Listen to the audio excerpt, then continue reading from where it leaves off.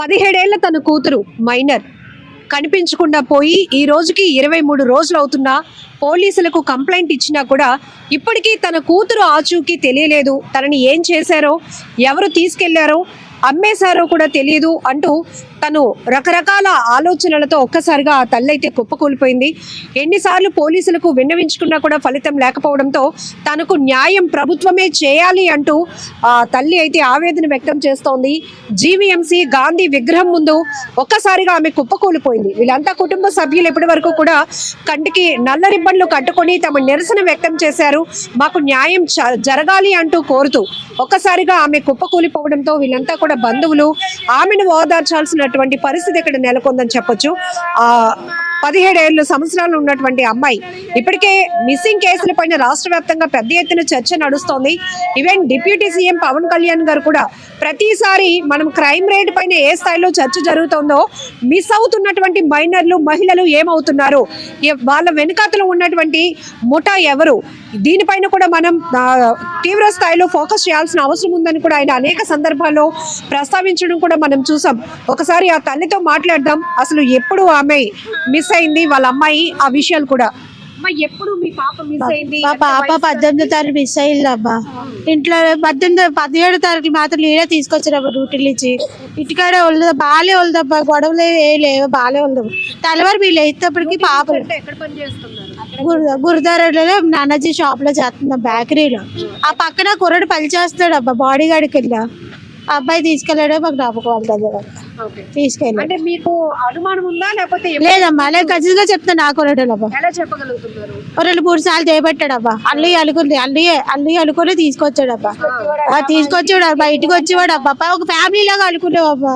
మాకు తెలియదు కదా అబ్బా, చెల్లి ఇప్పుడు అన్నయ్య అనుకుంటాం కదా. ఇప్పుడు నేను ఎవరన్నా అనుకోలేం కదమ్మా. పొద్దున పడుకులు ఎత్తురు, పాప లేదబ్బా. ఎతికే మండి చోట్ల వెంటనే పోలీస్ స్టేషన్ లో కూడా చెప్పాం, నెతుకుతున్నా దొరుకుతుంది, వస్తుంది అని వదిలేబ్బా. పట్టుకోలేదు వెంటనే ఫోన్ చేస్తే స్విచ్ ఆఫ్ అబ్బా, స్విచ్ ఆఫ్. వాళ్ళ ఇంటికి కూడా వెళ్ళాం, వాళ్ళ ఇంటికాడ వెళ్ళా. ఆ బండిని ఆ ఫోన్ వదిలేసి వెళ్ళిపోయాడు పాపలు తీసుకొని. మరి ఎక్కడికి వెళ్ళిందో మరి ఇప్పటి వరకు అనుకోండి. మా పిల్లలు మళ్ళీ ఇంకొక టాపిక్ వచ్చింది. మా పిల్లలు అంట ఇది మర్చిపోతే లేదు, పాప వెళ్ళిపోయింది అన్నట్టు పోలీసు వాళ్ళు అన్నట్టు మాకు అనిపించింది అబ్బా. నాకు వినబడింది. నేను లోనికి వచ్చేటప్పుడు ఆఫీసర్. ఇప్పుడు మీరు అనుమానిస్తున్న అబ్బాయి ఉన్నాడా ఇక్కడ? లేడబ్బా, లేడు అబ్బాయి లేడు. ఆ షాప్ లోకి వెళ్తే మేము విజయవాడ వెళ్తున్నాను, మేము సెలవులు కావాలని నాకు సార్కి అడిగాడంట. మా అడిగితే అనుకుని ఇప్పుడు విజయవాడ వెళ్ళాడు అనుకున్నా, మీ పాప వెళ్ళిందని నాకు తెలియదమ్మా అనేసి అన్నాడు. ఇప్పుడు మీ అమ్మాయి కనిపించడం లేదు అని చెప్పి పోలీసులకు మీరు ఎన్నాళ్ళ క్రితం, అంటే ఎన్ని రోజుల క్రితం ఇచ్చారు కంప్లైంట్? 18వ తారీఖు. అప్పుడు ఈ అనుమానం కూడా మీరు చెప్పారా? చెప్పాము. సెల్ లో కూడా చూపించామ్మా, ఇతనుది డేటా అంతా కూడా చూపించాము. చూపించామమ్మా, చూపించా. కుర్రాడు చాలా రకాలుగా అమ్మాయిలతో అవన్నీ ఇష్టాట్లో చూపితే వచ్చేది. అప్పుడు వాళ్ళు కూడా అల్లారు, మీ పాప తగ్గట్టు పిల్ల అదే అంటే ఆ అబ్బాయి తగ్గట్టుగా ఏదో చేశాడేమో అన్నట్టు అన్నారు. ఇప్పుడు మీరు ఏ రకమైన అనుమానం ఎక్కడ దాచి కిడ్నాప్ చేసి ఎవరికి అమ్మేశాడని నాకు డౌట్ అబ్బా. మా పాప ఇన్ని రోజులు ఆగదు అబ్బా, 2 రోజులకైనా పోల్ చేస్తుంది. కానీ పోల్ ఇవ్వలేదు అబ్బా, ఎక్కడ కిడ్నాప్ చేస్తారు, ఎవరికి అమ్మేశారు అబ్బా, అమ్మేశారు అలాంటి అన్నాడు అబ్బా. ఆ కుర్రాడు అలా అన్నయ్య నేను ఎతికి తెస్తే మీకు చెప్పే బాధ్యత నాది అన్నాడు. అందువరకు నేను 10 రోజుల దాకా ఆగానమ్మా. అంటే వాళ్ళ అన్నయ్యతో మీరు ఎప్పుడు మాట్లాడారు? స్టేషన్ దగ్గర వాళ్ళు పిలిపించినప్పుడే బయటనే మాట్లాడాను. నేను మామూలుగా అన్నాను, బాబు తీసుకొచ్చే పెళ్లి చేస్తాను అప్పుడు మీకు గొడవలు ఉండవు, మీ తమ్ముడు రప్పించి నేను ఇక్కడ పెళ్లి చేస్తాను కూడా నేను అన్నాను. ఆ కుర్ర నాకు తెలియదు అమ్మా, నాకు తెలియదు. ఆడాడు ఎవరో ఫ్రెండ్ కంట 20,000 రూపాయలు ట్రాన్స్ఫర్ చేశాడంట, మరి ఎవరో నాకు తెలియదు. అది కూడా బయటికి రానివ్వలేదు. అడిగాను, ఆ కుర్రాడు చెప్పాడు పోలీస్ ఆయనకి, ఇలాగా మా తమ్ముడు ఎవరికో ఫ్రెండ్ ద్వారా 20,000 వేసాడు, ఆ ద్వారా అది బయటకు రానట్లేదు అని కూడా ఆ కుర్రాడు అన్నాడు. అన్నారు మరి ఏ టైం వాళ్ళన్నయ్యే చెప్పాడు ఆ మాట కూడా. వాళ్ళ అన్నయ్యే చెప్పాడు, మేనత్తడండి పాపకి. ఆయన అన్నయ్యే చెప్పాడు 20,000 ట్రాన్స్ఫర్ చేశాడు ఆ తమ్ముడు, అది ఎవరికి చేశారు అనేది కూడా ఆ పిల్లడే వాళ్ళ అన్నయ్యే చెప్పాడు. ఆ పిల్లడికి తెలియకుండా ఉంటది ఏంటండి, 2 రోజుల్లో నేను ఎతికేసి తీసుకొస్తాం అప్ చెప్తామని చెప్పాడు అంటే వాళ్ళ అన్నయ్యకి వాళ్ళ అమ్మకి తెలియకుండా ఉంటది ఏంటండి, తెలిసే కదా చెప్పాడు విషయం. ఆ తర్వాత కూడా ఇప్పుడు వచ్చి ఆ పిల్లడు కూడా రెస్పాన్సిబుల్ అవ్వట్లేదు. కాదు, పోలీసు వ్యవస్థ ఉంది కదా, మీరెందుకు ఈ రోజు ఇలాగ కంటికి అంటే వాళ్ళకి 23 రోజులు అయ్యిందండి పిల్ల వెళ్ళిపోయి, ఇప్పటికొచ్చి తెలియట్లేదు పిల్ల ఏటయింది ఏటనేది. మాకైనా మీ ద్వారా కదమ్మా, కడుపు బాధ ఎవరికైనా తెలుస్తుంది కదమ్మా. మా నాన్న చదువులు పడిపోయాడమ్మా, హాస్పిటల్లో జాయిన్ చేసాం. రాత్రి మా కెట్టిన అతను కూడా వాళ్ళ పిల్ల కోసం బెంగెట్టుకుంటే మరి మేము ఇంకెన్ని రోజులు నాగాలమ్మా చెప్పండి. దాచాడా అమ్మేశాడో మాకు తెలియదమ్మా. నా పిల్ల నాకు నేను ఎంత దూరమే వెళ్తానమ్మా. పితృమ్మా ఇప్పుడు నా పాప నాకు కావాలమ్మా, నా పాప నాకు కావాలమ్మా, నాకు పాప కావాలి. లేదంటే వాళ్ళ ఫ్యామిలీలో ఎవరొకరు పెట్టాలి పోలీస్ స్టేషన్ లో. వాళ్ళకైతే తెలుసు మేడం, వాళ్ళకైతే తెలుసు. అదే వాళ్ళ ఇంట్లో ఆడపిల్ల వెళ్ళిపోతే ఊరుకుంటారా సార్ చెప్పండి మేడం? ఊరుకుంటారు. మా ఆడపిల్ల మా మీరు లేనలేం కదా, మమ్మల్ని అలాగ అంటున్నారు. మీరు లేనని మేమేం చేయలేమని వాళ్ళకి. నేను మా నాన్నమ్మ నుండి నన్ను ఇక్కడ ఏదో ఆకుకూరలు అయ్యి అమ్ముకుంటాను. అక్కడ వీళ్ళు ముగ్గురు తల్లిగా ఉంటారు. ఈ బాబు మా అబ్బాయి మాలేసాడు, అది పేటన దగ్గర ఉండిపోతారు. వీళ్ళు తల్లి ముగ్గురే పడుకుంటారు వచ్చి. మరి ఏ వెళ్ళప్పుడు ఎలా చేశారో తెలియలేదు. ఏమైనా అంతే తెల్లలేదు. మా కవర్లు పంపించారు, ఫోన్లు చేశారు, ఇలా పిల్ల కనబడలేదు అనేసి. ఏటయింది అంటే అప్పుడు పోలీస్ స్టేషన్కి వెళ్తే లెక్క లేదమ్మా ఎన్నికతామమ్మా అన్నారు. అన్నారు. ఇప్పుడు వచ్చి మనకు రాలేదు, రిప్లై ఏది రాలేదు. అక్కడ నుంచి ఇక్కడికి తీసుకెళ్ళారు, ప్యారిస్ అక్కడికి తీసుకెళ్ళారు. అక్కడ అలాగే అన్నారు, ఏది అక్కడ ఏది రాలేదు. ఇంకా ఒక 1 రోజులు పడుతుందమ్మా, పండిపోయాక మాట్లాడదామమ్మా. ఇలాగే వస్తున్నారు కదా, ఇలాగే వస్తున్నారు. కానీ మా పిల్ల మాకు భయం కదమ్మా, ఎక్కడికి వెళ్ళిపోయింది ఏమైపోయింది అనేసి. మాకు ఏ పిల్లలు అలాగే వెళ్ళివారు కాదు, ఏ రోడ్డు ఎక్కివారు కాదు. అలా అలా పెంచేవాడు. మా మమ్మల్ని తిట్టేవాడు, బాగా చేసేవాడు. కానీ పిల్లలు ఆడపిల్లలు మాట అనేవాడు కాదు. అలాంటిదా మా పిల్లలు కనబడిపోతే అలాంటి అలా మాలు చేసి హాస్పిటల్ పోలు అయిపోయాడు. మా మనవరాలు కావాలమ్మా, మాకు ఏమొద్దు, మాకు వాళ్ళ సమాధానం అక్కర్లేదు. మా మనవరాలు మాకు ఇచ్చేస్తుంది చాలమ్మా. మీకు నమస్కారం పెడతా తల్లి, నిజమమ్మా. మా మనవరాలే మాకు కావాలమ్మా. వెళ్ళారు ఒక మాట ఆడదు తెలియదు. అమ్మాయి వాళ్ళకి ఉంటుందమ్మా, ఏది తెలీదు. ఆ పిల్లని కొంచెం గట్టిగా మాట్లాడుతుంది గట్టి. ఈ పిల్ల ఏది అడగదు చేయదు, మనం అడిగితే తీసుకుంటుంది. నాది లేదు అమ్మ, నా మనవరాలు అంతదే అమ్మ తెలియదు. అందుకే నాకు అంత భయంగా వచ్చేస్తుంది. నా మనవరాలు ఏడు చేశాడు, ఎక్కడున్నదో తెలియదు అమ్మా. ఏమ్మాయి చేసి తీసుకెళ్ళిపోయాడు. కనబడకుండా పోయినటువంటి మేనకోడలు ఫోటో చూసుకుంటూ మేనత్త ఇక్కడ తను కళ్ళంట నీళ్లు పెట్టుకుంటున్నారు. న్యాయం కావాలంటూ ఒకవైపు తల్లి, నానమ్మ, మేనత్త, కుటుంబ సభ్యులంతా కలిసి పోలీసులు కానీ గవర్నమెంట్ కి ఏం చెప్పాలనుకుంటున్నారు? మాకు మా మేనగోళ్ళు కావాలండి. మాకు మా పిల్ల వచ్చేస్తే చాలు, ఇంకేవద్దు. పోలీసులు కూడా రెస్పాన్సిబుల్ అవ్వట్లేదు. ఆ తల్లి వాళ్ళ అన్నయ్యని తండ్రిని తెచ్చి జైల్లో నెడితే నేనే సరిపోయా. అమ్మ పిల్ల మాకు వస్తుందేమోనండి.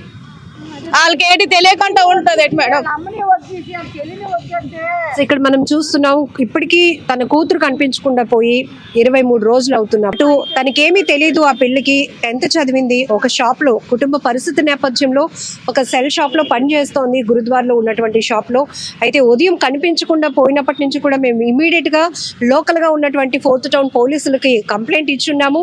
అక్కడ కూడా నిర్లక్ష్యం కనబడటంతో సిపి గారికి కూడా మేము అప్రోచ్ అయ్యాము. అయితే ఈ పర్యటనలు, మోదీ పర్యటనలు ఈ నేపథ్యంలోనే కొంచెం టైం తీసుకున్నా ఖచ్చితంగా మీ పాపను మీకు అప్పచెప్తాము అని ఆయన ఇచ్చినటువంటి భరోసాతో ఇన్ని రోజులు కూడా మేము ఓపిక పట్టాము. కానీ ఇప్పుడు మా కూతుర్ని ఏం చేశారో, ఎవరు కిడ్నాప్ చేశారో అనేటటువంటి రకరకాల ఆలోచనలతో మా బుర్రలు పాడైపోతున్నాయి. అసలు తిండి కూడా తినడానికి మేము చాలా ఇబ్బంది పడుతున్నాము. ఇంకొక వైపు తన కూతురు కనిపించకుండా పోయినప్పటి నుండి కన్న తండ్రి కూడా మంచం పట్టినటువంటి పరిస్థితి. ఇప్పుడు కూతురు కోసం నేను రోడ్లెక్కి వెతకాలా, లేకపోతే అనారోగ్యం పాలైన తన భర్తను చూసుకోవాలా? కనీసం పోలీసులు ఎందుకు మా విషయంలో న్యాయం చేయటం లేదు అంటూ ఆ తల్లి రోధిస్తా ఉంది. ఇక్కడ ఏరియాకి సంబంధించి చాలా సోషల్ యాక్టివిటీస్ చేసేటటువంటి హరిప్రసాద్ గారు కూడా ఉన్నారు. సో వీళ్ళు ఈరోజు ఆ కుటుంబానికి, ఆ నిరుపేద కుటుంబానికి ఆయన కూడా బాసటగా నిలబడి, అలాగే మనం బ్యానర్స్ చూస్తున్నాం, మైనర్ బాలికలకు రక్షణ కల్పించాలి అంటూ వీళ్ళంతా కూడా డిమాండ్ చేస్తున్న పరిస్థితి. చెప్పండి, పోలీసులకు కంప్లైంట్ ఇచ్చున్న మైనర్ అంటే వెరీ సెన్సిటివ్ ఇష్యూ ఇది. సో ఇమీడియట్ గా ఒక 10 రోజులు కాదు కదా, అసలు 2-3 రోజుల్లోనే ట్రేస్ అవుట్ చేయాల్సినటువంటి కేసు. యాక్చువల్గా మేడం, ఇప్పుడు మీరు చెప్పినట్టుగా ఇక్కడ మిస్సింగ్ కేసు చూస్తే కనుక ఇక్కడ డేటా అంతా ఉంది మేడం. యాక్చువల్గా కిడ్నాప్ అయిన కేసెస్లో సందర్భాల్లో అసలు ఆచూకీ కానీ అసలు ఏమీ ఉండదు. ఇక్కడ ఎవరైతే అబ్బాయి తీసుకెళ్లాడో ఆధారాలతో సహా ఉన్నాయి, అండ్ అబ్బాయి తాలూకా ఫ్యామిలీ మెంబర్స్ కూడా ఉన్నారు. ఉన్నప్పుడు కూడా 25 రోజులు టైం పీరియడ్ పడుతుందంటే అసలు ఏం జరుగుతుంది? అసలు ఇంత టెక్నాలజీ ఉంది, ఎంత వ్యవస్థ ఉంది.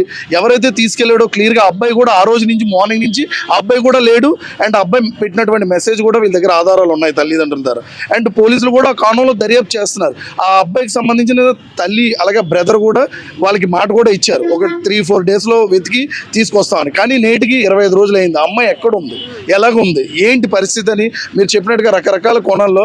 సో ఇది కేవలం గరికిని హాసిని పరిస్థితి ఒకటే కాదండి, మన రాష్ట్రంతో పాటు ఇతర మన భారతదేశంలో చాలామంది ఇలాంటి హాసినీలు ఉన్నారు.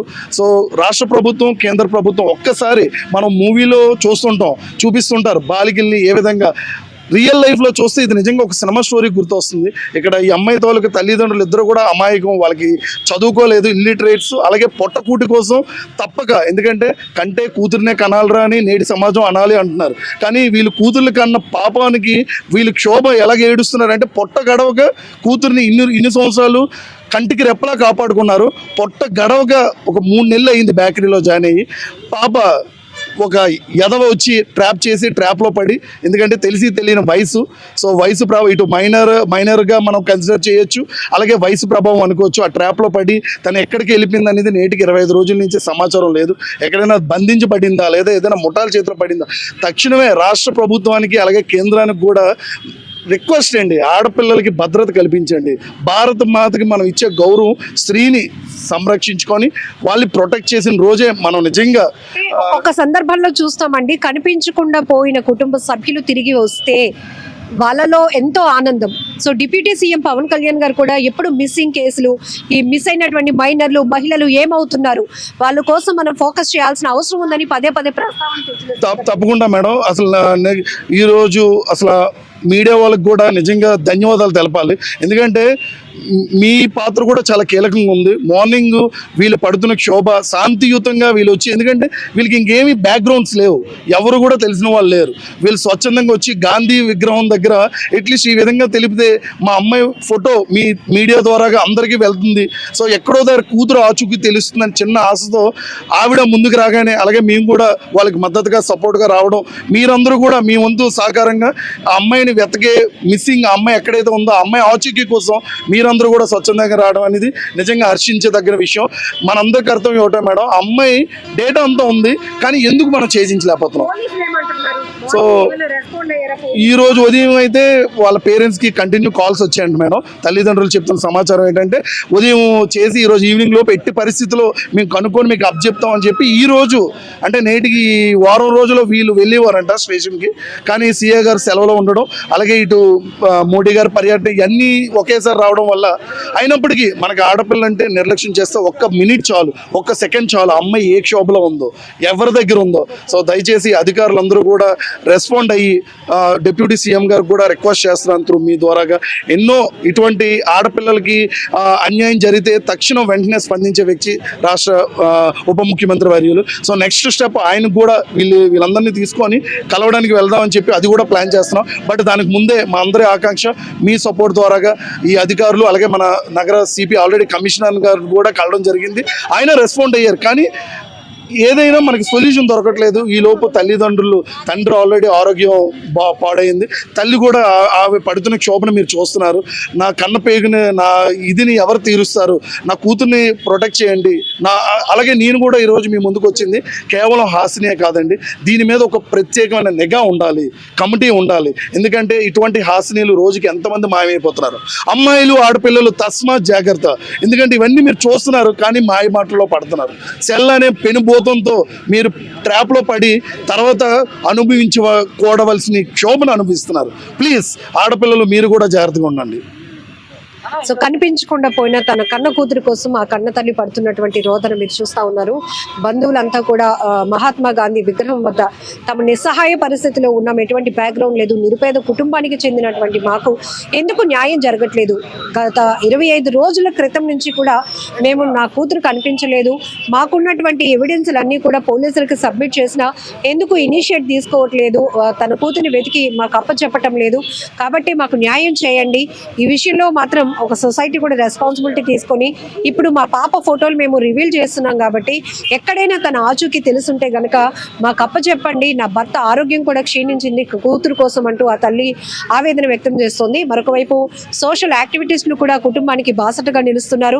డిప్యూటీ సీఎం పవన్ కళ్యాణ్ గారు ఒక ఇనిషియేషన్ తీసుకొని మిస్ అవుతున్న ఈ ఒక్క కేసే కాదు, విశాఖలో తప్పిపోయిన ప్రస్తుత ఈ మైనర్ బాలిక గురించే కాదు, రాష్ట్ర వ్యాప్తంగా కూడా కొన్ని వందల మంది మైనర్లు మహిళలు ఏమవుతున్నారో తెలియదు, మిస్ అవుతున్న వాళ్ళు ఎక్కడికి వెళ్తున్నారో, ఈ వెనకాతలు ఉన్నటువంటి ముఠా పరిస్థితులు, వీటన్నిటిపైన కూడా ప్రత్యేకమైన ఫోకస్ చేసి మహిళలకి మైనర్లకి రక్షణ కల్పించాలని కూడా వీరంతా కోరుతున్నారు. కెమెరా పర్సన్ శేఖర్తో లక్ష్మి, మనం టీవీ, వైజాగ్.